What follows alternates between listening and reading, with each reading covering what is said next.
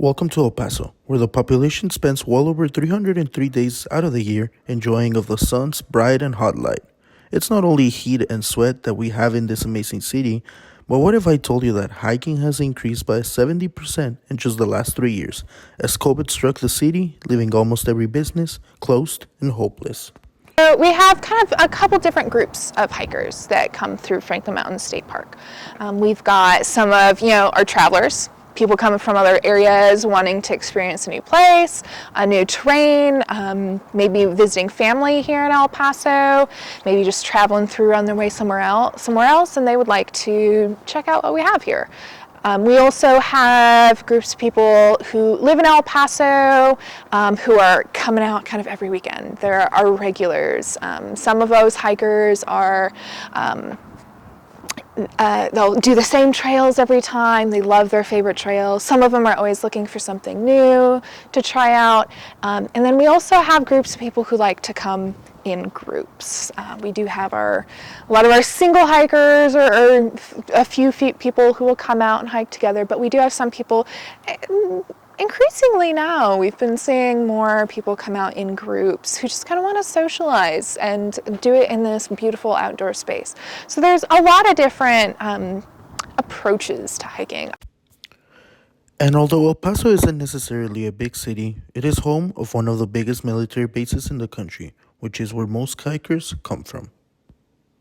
I also see a lot of folks coming in from Fort Bliss, and they have kind of picked up hiking from living in other places, especially Korea. I hear a lot of soldiers come back from Korea and be like, yeah, I got hooked on hiking when I was in Korea. I wanted to, climb some mountains again, and so they come out here and do it. So there's a lot of different people coming from different perspectives and getting something different out of this place. And while the Franklin Mountains are huge in volume, not every single trail is open to the public, with some being more dangerous than others. Here are a few that are more popular amongst the hiking community. We are a mountain. We have some pretty rugged terrain out here. This is not an easy walk in the park. Most of our trails do have a lot of loose rock, relatively difficult terrain to navigate compared to some other places. But we do have a couple favorites. So our most popular trail is probably the Aztec Caves Trail. It's a relatively short trail, a little bit further north from where we are right now. You can't quite see it from where we're sitting, but it's about 1.5 miles total. It does get pretty steep at the end, but other than that, it's a pretty moderate trail, and you do get to explore the cave, which is kind of the draw.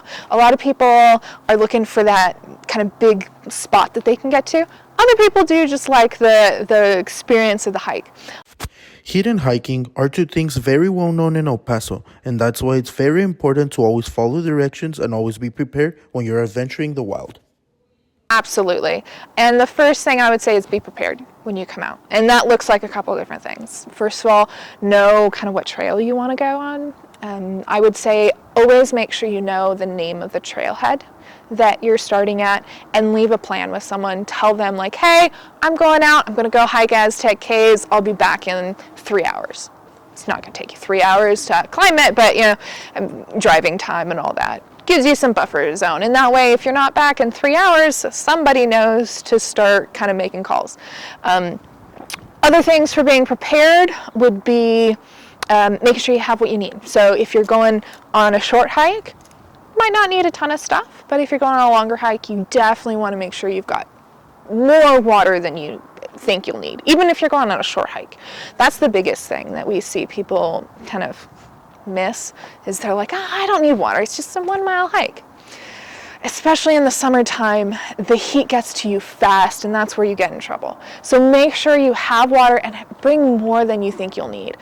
Also, it's great to have some sort of healthy, salty snack to kind of help you get hydrated. You want that little bit of salt, maybe some electrolytes, that sort of thing, with that water. So you want to be drinking and have something to eat as well. And while hiking seems a bit complicated for some people, it is something I personally recommend. Here, reporting for Border Scene, Christian Martinez.